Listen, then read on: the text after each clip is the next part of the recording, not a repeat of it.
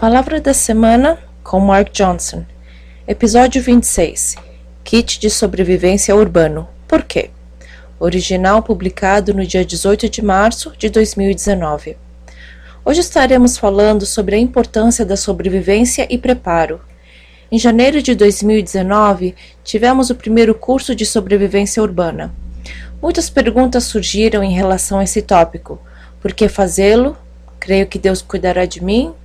Se eu fizer o curso, será que mostrará falta de fé em Deus?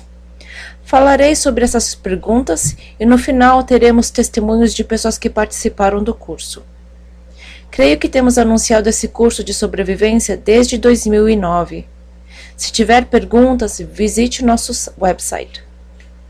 Esse curso não está descartando o lado espiritual da situação. Os ensinos oferecidos por esse ministério relatam como se mover no espírito, ter um relacionamento com Deus, etc. Até agora, não oferecemos qualquer coisa que lidasse com o lado físico da coisa. Não estou descartando o lado espiritual, e temos que continuar a ensinar sobre isso, especialmente agora que estamos entrando na Era do Reino, onde os poderes dessa era começarão a se manifestar. Eu quero ser qualificado para isso. Portanto, não estou descartando o lado espiritual. Esse é o outro lado da preparação para o final dos tempos. É como se até agora tivéssemos dois setores, o espiritual e o de preparação. Não gosto muito dessa palavra, pois Hollywood tem mostrado preparação de um certo ângulo e o propósito é entretenimento. Tenho me preparado espiritual e naturalmente, e não é algo incorreto. Deus nos colocou nesse mundo físico e por isso precisamos saber como navegá-lo. A primeira pergunta que quero responder é: será que devo confiar em Deus? Não tenho problema com isso, mas é quase a mesma coisa que dizer que não comeremos mais, pois confiaremos nele. O mundo físico não funciona dessa forma. Precisamos comer. Portanto, também precisamos nos preparar para o final dos tempos no sentido físico. Precisamos saber como navegar nesse mundo físico com eventos bons ou ruins. Precisamos saber o que fazer quando as coisas não vão bem. Deus criou esse mundo para nós. Ele colocou Adão e Eva aqui. Infelizmente eles pecaram, foram mandados embora do jardim e tiveram que aprender a sobreviver. Creio que a primeira vez que a noite veio, as coisas foram assustadoras para eles. Eles foram os primeiros homem e mulher da caverna. A Bíblia só fala que Deus os vestiu, mas eles tiveram que aprender a sobreviver no meio ambiente natural. É a mesma coisa atualmente. Se olharmos nossos tataravós, eles sabiam como viver no mato por várias semanas. A civilização atual não sabe fazer isso, morreríamos no deserto. Faço parte de um grupo na Austrália que procura pessoas desaparecidas. É uma habilidade que desenvolvi e continuo a desenvolver, e incluo o Espírito Santo nisso. Eu pergunto o que estou procurando, peço que me dê dicas. Os aborígenes, expert nesse ramo, dizem combinar a habilidade natural com a sobrenatural, seus sentidos espirituais. Temos que aprender a combinar ambos os lados e aprender a navegar o reino físico. Veja o livro de Levíticos, é repleto de limpezas, sacrifícios, etc. E nos dá uma receita para fazer sabão, como usá-lo. Por que Deus mostrou esse tópico? Por que falou que temos que lavar nossas roupas por causa da doença, limpar a casa, lavar as mãos? Porque são coisas físicas que temos que fazer, temos que aprender a fazê-los a fim de sobreviver. Talvez você dê outra razão. Eu creio que Deus me guardará. Sim, Ele guardará.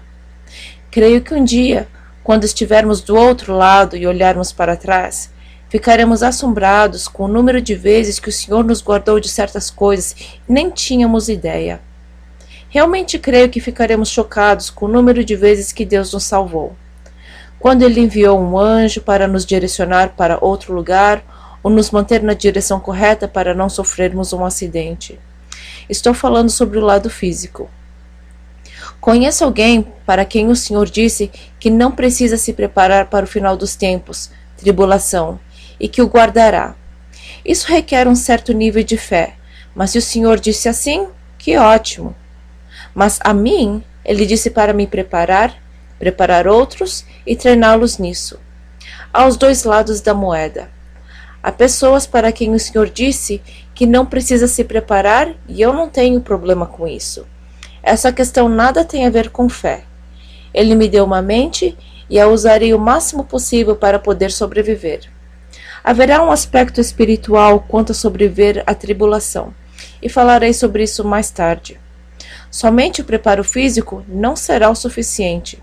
A preparação espiritual também é necessária, como por exemplo, como caminhar com o Senhor, etc.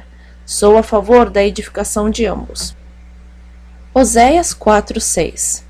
O meu povo foi destruído porque lhe faltou o conhecimento, porque tu rejeitaste o conhecimento, também eu te rejeitarei, para que não sejas sacerdote diante de mim. Visto que te esqueceste da lei do teu Deus, também eu me esquecerei de teus filhos. Precisamos de conhecimento e o único meio de fazer isso é aprendendo. Deus colocou leis na Bíblia. Se olhar o livro de Levíticos, há tanta coisa sobre manter-se limpo física e espiritualmente, pois ele requer que caminhemos nesse reino natural. Não é para ser ignorado e dizer que Deus cuidará de mim. Não vai funcionar. Nós estamos dando conhecimento espiritual e físico para o povo sobreviver o final dos tempos. Até agora, o ensino tem sido no lado espiritual, mas começaremos com o treino de sobrevivência natural, como alimento, etc. O conhecimento não é suficiente, a habilidade também é necessária. Isso é verdade em relação ao que faço quanto a procurar os perdidos. Preciso estar crescendo no conhecimento e habilidade nessa área. Isso é o que esse curso oferece. Compartilhamos conhecimento e você desenvolve a habilidade. Um exemplo assustador é que as pessoas não sabem como acender o fogo. Elas têm dificuldade mesmo com o uso de fósforos. Eu quero poder ajudá-las. O curso que oferecemos não usa fósforos, simplesmente uma barra de aço. Na minha casa, eu acendo fogo dessa maneira para praticar. É uma habilidade que precisa estar em dia. Uma das coisas que enfatizamos é que devemos ser a solução, não o problema da solução.